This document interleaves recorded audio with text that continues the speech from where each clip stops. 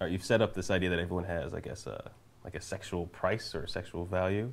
Like, what does that really mean? I get the idea that what's the old term, sex sells, but that just seems like something someone says to put like more tits on a magazine cover. Really, what is that then to you? Well, it is. I mean, it really is somebody putting more tits on a magazine cover, but there's a method to the madness. It's one of these situations where just sexual value is in and of itself so valuable that often it can carry a product on its own.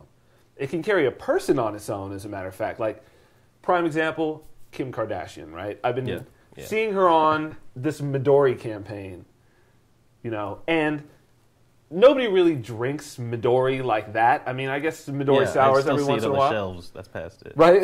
Exactly. It's still there, so I mean, somebody's drinking it. But here you have a woman who literally has no skill, who has really nothing going for her except an incredible body. Yeah. Right? That's it. Her sexual value is so incredibly high that in and of itself, like a pretty face and this like ungodly body, enables her to basically operate in a sphere to the point where here you have a company who wants to be able to purchase some amount of that and throw it onto their product, use it for their product, which has absolutely no relationship to her whatsoever. And I mean, it's been done time and time and time again. And it actually is just her sexuality, just her value in the sexual market, her sexual market value, that this company is going and trying to... Because they want to like associate with it. They want to be pretty much seen in that same light, I guess.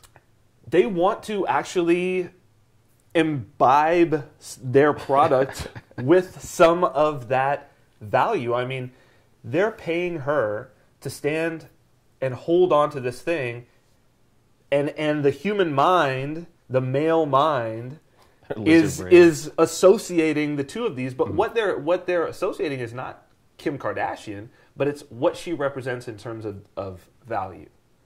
Right? So, I mean, you could do the same thing with, you know, a luxury car ad.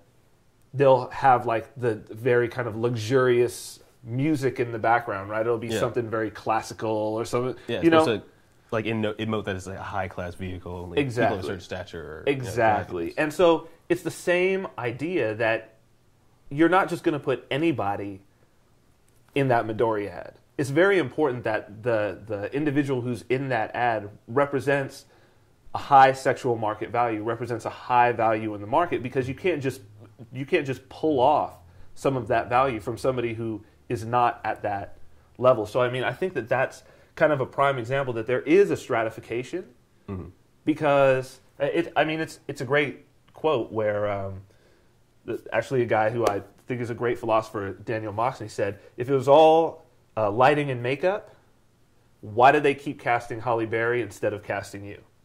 Right?